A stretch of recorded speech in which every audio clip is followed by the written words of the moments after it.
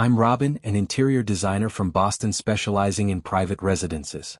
Never in my wildest dreams did I imagine I'd become the protagonist in such a devastating tale of betrayal and revenge. My life was perfectly structured, my business thriving, my reputation impeccable. Everything changed the moment I met Barbara at a party hosted by her best friend in downtown Boston. Barbara was an S&M specialist from Indianapolis, managing social media accounts for dozens of small businesses and entrepreneurs. She had been married to Tommy, a middle-class petroleum engineer, for 8 years. They lived together in a cozy house in a quiet Indianapolis neighborhood with their ginger cat named Rusty. When I first saw Barbara across that crowded room laughing with her friends, something inside me shifted. She had this magnetic energy that drew people in, a genuine warmth that made everyone feel special. Our first conversation lasted 3 hours. We talked about design, social media trends, the challenges of running your own business, and our dreams for the future. She mentioned Tommy only briefly, describing their comfortable but increasingly predictable life together.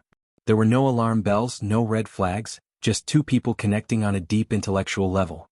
After that party, Barbara and I stayed in touch through social media.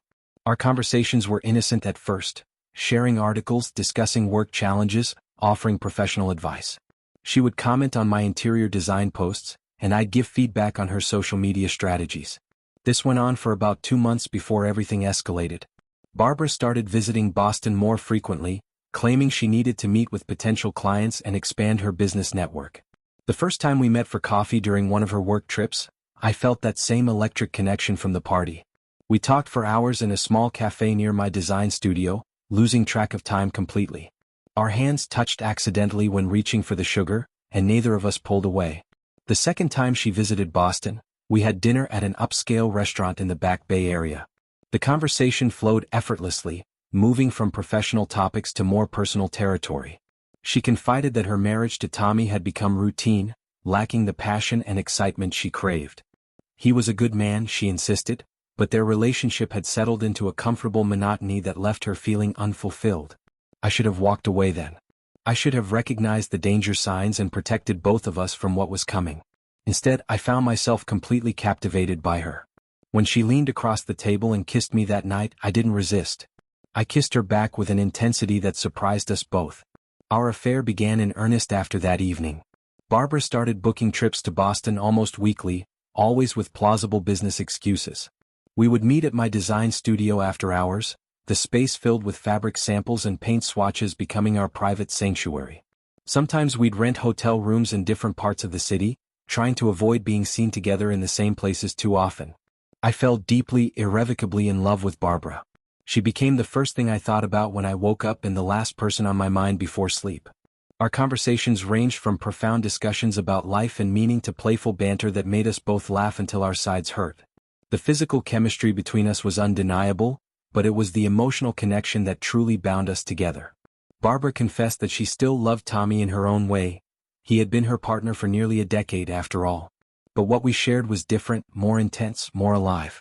It was the kind of passionate love that consumes you completely, making you forget about consequences and responsibilities. We lived in our own bubble, convinced that our feelings justified our actions. We were careful, or so we thought. Barbara always paid for hotels in cash, never using credit cards that Tommy might monitor. She created elaborate cover stories about client meetings and networking events. I never called her personal phone, only her work number. We avoided posting anything on social media that might connect us. Despite all these precautions, we underestimated Tommy's intuition. Tommy wasn't a suspicious man by nature. He trusted Barbara implicitly and had never questioned her fidelity during their 8 years together. But even the most trusting person notices when their partner's behavior changes dramatically. Barbara started dressing differently, taking more care with her appearance before her Boston trips. She became secretive with her phone, angling the screen away whenever he walked by. She laughed at jokes from text messages she wouldn't share. The breaking point came when Barbara forgot to clear her browser history on their shared laptop. Tommy, looking for a recipe she had mentioned trying, stumbled across searches for hotels in Boston and directions to my design studio. He didn't confront her immediately. Instead, he did what any rational person would do when their world starts crumbling. He sought confirmation before jumping to conclusions. Tommy reached out to his college friend Marcus, who happened to work in private security. Marcus had the skills and resources to either prove Tommy's fears groundless or confirm his worst suspicions. Tommy hoped desperately that he was wrong, that there was an innocent explanation for all the suspicious behavior. Marcus began discreetly following Barbara during her next Boston trip. He documented everything with professional thoroughness, time-stamped photos and videos that painted an undeniable picture of infidelity. The footage showed Barbara entering my studio building, then hours later, us leaving together, my arm around her waist. More damning still was the video of us kissing in the parking garage, completely oblivious to the world around us. When Marcus presented the evidence to Tommy, my betrayer's husband didn't rage or break down. Instead, he became eerily calm, methodically reviewing every photo and video multiple times. He studied our body language, the intimacy evident in every gesture, the way we looked at each other with such obvious affection. The man he saw betraying his wife with such abandon was a stranger to him. Tommy made a decision that night. He wouldn't confront Barbara immediately. Instead, he would prepare, plan, and execute a revenge so comprehensive that both Barbara and I would never forget the consequences of our actions. His engineering mind, trained to solve complex problems methodically, turned toward designing the perfect retribution. His first step was financial protection. Tommy discreetly consulted with a divorce attorney, learning exactly what he needed to do to safeguard his assets. He began meticulously documenting every expense, every transaction, building a case that would hold up in court. He opened a separate bank account at a different institution, one Barbara knew nothing about. Over the following weeks, Tommy slowly transferred funds from their joint savings account to his new private account. He did it in small increments that wouldn't trigger any alerts or suspicion. A few $100s here, $1,000 there. He told Barbara they needed to be more careful with spending since the petroleum industry was going through a volatile period. She accepted his explanation without question, too distracted by her secret life in Boston. Meanwhile, my relationship with Barbara deepened. We started making plans for a future together, discussing the possibility of her leaving Indianapolis and moving to Boston permanently. She could expand her SMM business here, I assured her, and we could finally be together openly. The lies we told ourselves were elaborate, that nobody would really get hurt, that Tommy would eventually move on, that true love justified any sacrifice. Barbara finally worked up the courage to tell Tommy she wanted a divorce. She didn't mention me, instead citing the generic, growing apart, and different life goals that countless couples use to rationalize separation. Tommy acted surprised, hurt, but ultimately understanding. He agreed to the divorce without a fight, which should have been our first warning that something was wrong. The divorce proceedings moved forward with unsettling smoothness. Tommy's attorney and Barbara's attorney worked out an agreement that seemed remarkably fair. They would sell the house and split the proceeds equally, divide their remaining joint assets 50-50, and go their separate ways. Since they had no children, the process was relatively straightforward. Barbara was relieved that Tommy was being so reasonable about everything. What Barbara didn't know was that Tommy had already moved most of their liquid assets beyond her reach. The remaining joint assets, they split, were a fraction of what they'd actually accumulated. Tommy's offshore account, established through a complex series of legal transfers, held the bulk of their savings. His attorney had ensured everything was technically legal, if morally questionable. Barbara moved to Boston with excitement and optimism, ready to start our new life together. We found a nice apartment in Brookline, though not as spacious as what she was used to in Indianapolis. She began rebuilding her SMM client base in the Boston area, leveraging her existing portfolio and professional network. I continued my interior design work, my business still thriving and my reputation intact. For about 3 months we were genuinely happy. We explored Boston together like tourists, trying new restaurants, attending art gallery openings, taking weekend trips to Cape Cod. Barbara fit seamlessly into my life, and I into hers. We told ourselves we'd made the right choice, that our love was worth everything we'd sacrificed to be together. Then Tommy's revenge began in earnest. The first strike came through Barbara's professional life. One morning she woke up to find herself locked out of all her social media accounts, both personal and professional. Her Instagram, Facebook, Twitter, LinkedIn, and even her business email accounts were completely inaccessible. Password reset attempts failed because the recovery email addresses had been changed. Panic set in as she realized the scope of the problem.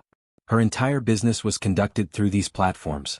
All her client communications, project files, scheduling, everything existed in those now inaccessible accounts. She immediately contacted the platform's support teams, but the response times were measured in days, not hours. While Barbara frantically tried to regain access to her accounts, Tommy's hired hacker was busy executing phase 2 of the plan. From Barbara's compromised accounts, a series of posts began appearing. These weren't random spam or obvious hacks. They were carefully crafted messages designed to destroy her reputation. The posts, written in Barbara's usual style and tone, contained detailed confessions about her affair with me. They described our meetings in hotels, intimate moments in my design studio, the lies she'd told to cover our tracks. But the hacker went further, embellishing the truth with additional fabricated details that made Barbara seem calculating and cruel. One post claimed she'd started the affair deliberately to financially benefit from a divorce settlement, painting her as a gold digger. Another suggested she'd used client meetings as covers for her infidelity, implying she'd been neglecting their projects. The hacker even created fake screenshots of text conversations between Barbara and me, discussing her clients in disparaging terms. Barbara's clients began seeing these posts and naturally assumed her accounts had been hacked. But the hacker was clever. Mixed in with the damaging personal confessions were normal business posts and interactions that made it seem like the account was still under Barbara's control. Some clients tried to reach out asking if everything was okay. Those messages went unanswered because Barbara still couldn't access her accounts. Before I continue, please pause the video and subscribe to the channel so you don't miss any new interesting stories. Thank you. Within 48 hours, clients started terminating their contracts. They sent emails to her business address, expressing concern about her recent posts, and saying they needed to work with someone more focused on their professional needs. Some were sympathetic, others were judgmental, but all of them were done with her services. Barbara spent days on the phone with platform support teams, trying to explain that she'd been hacked and that the posts weren't from her. But the damage was done. Even after she finally regained control of her accounts and deleted the damaging posts, screenshots had been widely circulated. Her professional reputation as an SMM specialist was shattered. She lost 23 clients in a single week, nearly her entire business. The few who stayed were mostly friends who believed her story about being hacked, but even they were hesitant, worried about being associated with the scandal. Barbara went from earning a solid income to scrambling to pay her share of our rent. While Barbara was dealing with this professional catastrophe, Tommy turned his attention to me. He knew my weakness. My professional reputation as an interior designer was everything. I'd built my business on referrals and word of mouth, cultivating relationships with high-end clients who valued discretion and professionalism. Tommy created an elaborate scheme that exploited my profession perfectly. Through an anonymous email account, someone claiming to be a wealthy client named Richard Sterling reached out to my business email. Richard was relocating to the Indianapolis area and wanted to renovate a historic property he'd recently purchased. He'd seen my portfolio online and was impressed with my work. The project seemed legitimate. Richard sent photos of the property, discussed his vision for combining modern amenities with historic preservation, and offered a generous design fee. He wanted me to come to Indianapolis for an initial consultation and property walkthrough. The red flag I should have noticed was his insistence on keeping the project confidential until contracts were signed, which he explained as wanting to avoid media attention. I flew to Indianapolis excited about the project. Richard's assistant provided an address and told me to meet them there at 10 in the morning. When I arrived at the property, I immediately felt something was off. The house looked familiar somehow, though I couldn't place why. The door was unlocked as promised. I walked inside, calling out for Richard or his assistant. The interior was partially furnished but had an abandoned quality, as if people had recently moved out. I wandered through the rooms, examining the architecture and making mental notes about design possibilities. That's when they appeared, 3 people who introduced themselves as Richard's advisory team. They began asking me questions about my design philosophy and previous projects. The conversation seemed normal at first but then took a strange turn.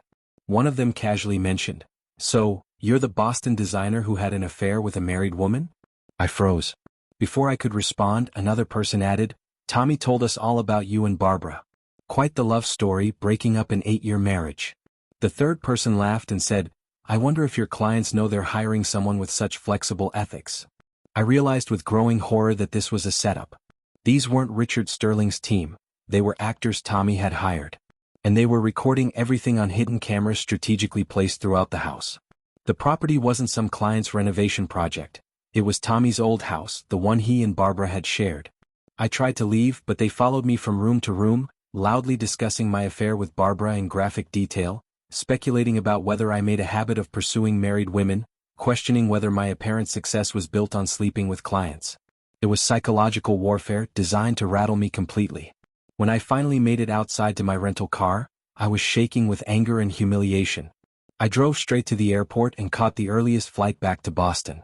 I tried to convince myself that nothing would come of it, that Tommy's revenge plot was just sound and fury signifying nothing. I was wrong. Within a week, the video footage appeared in several professional interior design groups I belonged to on social media. The footage had been edited to make me look even worse. My attempts to defend myself were cut out, leaving only the actor's accusations and my flustered, guilty-looking face. A voiceover had been added, explaining that I was an interior designer from Boston who'd had an affair with a client's wife in Indianapolis. The lie about Barbara being a client's wife made it even more damaging.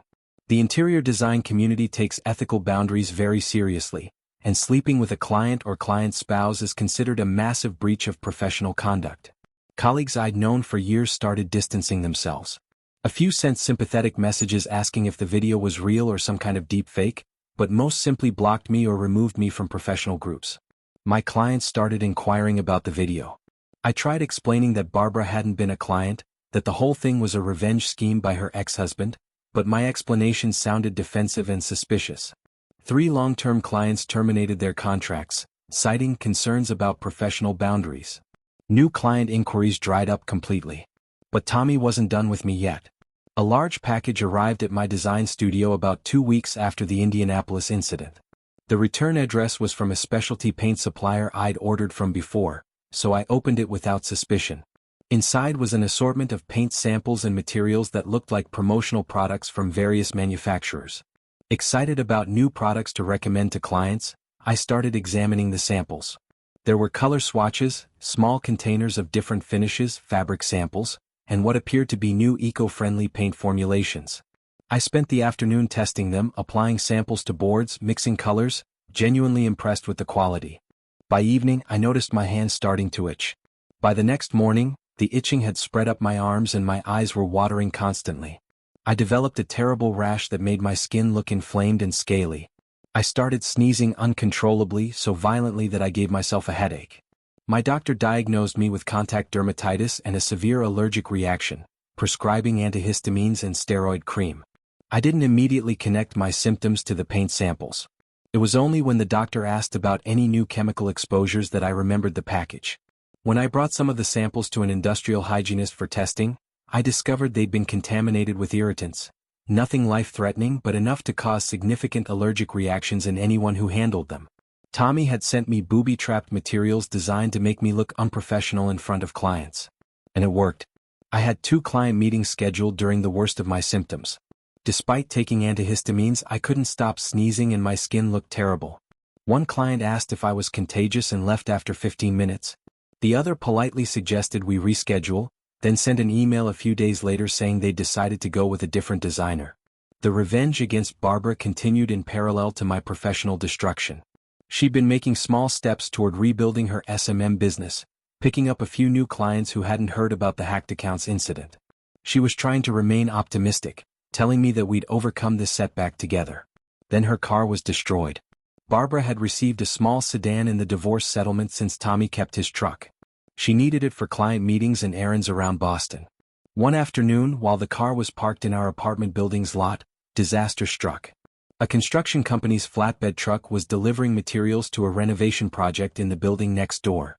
The truck driver, attempting to maneuver in the tight space, backed directly into Barbara's car. But this wasn't an ordinary accident. The truck was carrying heavy stone slabs for a patio installation. The weight and force completely crushed the passenger side of Barbara's vehicle, shattering windows and crumpling metal. Barbara was inside our apartment when it happened. She heard the crash and looked out the window to see her car demolished. The construction workers were apologetic, claiming it was an accident caused by poor visibility and tight quarters. They provided their company's insurance information and filed an accident report with the police. That's when things got complicated. Barbara contacted her insurance company to file a claim, expecting them to cover the damages. But her policy had a clause excluding coverage for damage caused by construction equipment during active work zones. The construction company's insurance claimed they weren't liable because Barbara had parked in an area marked for potential construction access, even though no such markings actually existed. Barbara was left with a totaled car and no compensation. She couldn't afford to buy a replacement, so she started relying on rideshares and public transportation, which made client meetings even more challenging. What she didn't know was that Tommy had arranged the entire incident. He'd researched the construction project, anonymously hired additional workers to create the accident, and ensured the insurance complications that left Barbara without recourse. Anonymous social media accounts began posting photos of the destroyed car in Barbara's former SMM professional groups, with captions like, "Karma for cheaters comes in many forms," and "The universe has a way of balancing the scales." Barbara recognized some of the details in the posts that only someone who knew her personally would know. Tommy was taunting her, making sure she understood these weren't random acts of misfortune. The psychological toll on both of us became unbearable. Marcus, Tommy's private investigator friend, seemed to appear everywhere we went in Boston. We'd be having coffee at a cafe, and suddenly Marcus would sit at the next table, speaking loudly on his phone about those cheaters from Indianapolis who destroyed a good man's life. We'd be shopping for groceries and he'd be in the same aisle, making pointed comments to other shoppers about infidelity and karma. We couldn't prove it was harassment. Marcus never directly approached us or threatened us. He simply showed up in public places and made loud, general comments that everyone around us could hear. It was psychological warfare, making us feel constantly watched and judged. Barbara became anxious about leaving our apartment. I started looking over my shoulder constantly, wondering where Marcus would appear next. Our relationship began to strain under the pressure. We'd come together through passion and excitement, but now we were united by shared trauma and failure. The romantic dinners were replaced by anxious discussions about money and how to salvage our careers. The spontaneous adventures became rare as we couldn't afford them and were too depressed to enjoy them anyway. Barbara lost every single one of her SMM clients. Her professional reputation was so damaged that even people who believed she'd been hacked didn't want to risk associating with her. She tried rebranding under a new business name, but Tommy's network of friends would discover it and leave negative reviews or warning comments. She finally gave up and took a retail job at a local boutique, earning barely above minimum wage. My interior design business didn't completely collapse, but it was severely damaged. I still had a few loyal clients who'd known me for years and believed my side of the story. But I'd gone from having a 6-month waiting list to scrambling for projects. I had to lower my rates significantly to compete for jobs I would have turned down in the past. My professional reputation, which I'd spent a decade building, was in ruins. We moved from our nice Brookline apartment to a much smaller, cheaper place in a less desirable neighborhood. It was a tiny one-bedroom unit in an old building with thin walls and unreliable heating. Barbara's ginger cat Rusty was the one bright spot. Watching him play and purr reminded us that life still had simple joys, even in the midst of our catastrophe. Money became a constant source of stress. We could barely cover rent and basic expenses. Date nights became watching free movies on streaming services we shared with friends. Fancy restaurants were replaced by home-cooked meals made from budget ingredients. We'd gone from comfortable, successful professionals to struggling, barely getting by couple in less than 6 months. The worst part was knowing that Tommy had orchestrated all of it. Every setback, every humiliation, every financial struggle could be traced back to his elaborate revenge scheme. He'd studied us, understood our vulnerabilities, and exploited them with ruthless efficiency. His engineering mind had designed a revenge plot as complex and comprehensive as any system he'd worked on in the petroleum industry. We heard through mutual acquaintances that Tommy was thriving. He'd kept the house, living comfortably in Indianapolis with Rusty the cat. His career was going well. Apparently, colleagues respected how he'd handled the divorce with such dignity. He dated occasionally but wasn't in any rush to commit to someone new. The offshore money he'd squirreled away meant he had a comfortable financial cushion. Barbara and I stayed together despite everything. Our love, tested by fire and adversity, somehow survived. We weren't the same people who'd started this affair full of passion and careless optimism. We were scarred, wiser, and much more cautious. We understood now that actions have consequences, that betrayal doesn't just hurt the person betrayed, it destroys everyone involved. On particularly difficult nights, when the bills were piling up and the future looked bleak, Barbara and I would talk about what we'd do differently if we could go back in time. She said she would have left Tommy first before starting anything with me, given him the respect of an honest conversation instead of sneaking around behind his back. I said I never should have pursued a married woman, no matter how strong the connection felt. But we couldn't change the past. We could only live with the consequences of our choices and try to rebuild from the ashes of our former lives. Tommy's revenge had been comprehensive, creative, and devastating. He'd proven that betrayal doesn't just break hearts, it can systematically destroy entire lives. The nuclear aspect of Tommy's revenge wasn't any single action but the comprehensive, coordinated nature of his campaign. He'd identified every aspect of our lives that mattered: professional reputation, financial stability, social standing, psychological well-being, and methodically dismantled them all. He turned his pain and betrayal into a masterclass in consequence, ensuring that Barbara and I would never forget the cost of our choices. Some people might say Tommy went too far, that revenge is never justified and makes you as bad as the people who wronged you. Others would argue that we got exactly what we deserved, that cheaters should face real consequences for destroying marriages and families. I'm not here to judge which perspective is right. I'm just telling you what happened, the whole ugly truth of it. Barbara still struggles with guilt about how things ended with Tommy. She's accepted now that what we did was wrong, that the passion we felt didn't justify the pain we caused. She's tried to reach out to Tommy a few times to apologize genuinely, not to ask for mercy or forgiveness, just to acknowledge the hurt. He's never responded. His silence is its own form of continuing punishment. I've had to completely rebuild my professional identity. I started taking on small projects again, working harder than ever to prove my reliability and professionalism. Word of mouth slowly began to shift in my favor as clients saw the quality of my work and my commitment to ethical boundaries. It's taken years, but I'm finally getting back to where I was before, though I'll never quite recover that effortless reputation I once had. We're still in that small apartment in Boston, though we've managed to make it comfortable and homey. Barbara found work with a small marketing firm that was willing to give her a chance despite her tarnished SMM background. She's grateful for the opportunity and works twice as hard as anyone else to prove her worth. We've learned to live on less, to find happiness in smaller things, to appreciate what we have instead of always wanting more. Tommy's revenge taught us that betrayal isn't a victimless crime, that the ripples from our choices spread far beyond what we could have imagined. His response was nuclear not because of any single destructive act, but because of how thoroughly he understood us, how carefully he planned, and how comprehensively he executed his revenge. He turned the tables so completely that the people who'd betrayed him ended up losing everything while he emerged stronger. This story isn't a love story with a happy ending. It's a cautionary tale about choices, consequences, and the long shadow that betrayal casts over everyone it touches. Barbara and I found love in the wrong way at the wrong time, and we're still paying the price for that. Tommy found justice, or revenge depending on your perspective, and rebuilt his life on his own terms. If there's a moral to this story, it's that passion and intensity aren't enough to build a life on. Trust, honesty, and respect form the foundation of any relationship worth having. Barbara and I learned that lesson the hardest way possible, and we carry those scars with us every day. YouTube may no longer suggest my channel to you, so subscribe to it to receive new interesting stories. You will also help the channel grow and improve the quality of its content. The screen now displays a playlist with other interesting stories that you can listen to. You can also write in the comments what stories you would like to see on the channel.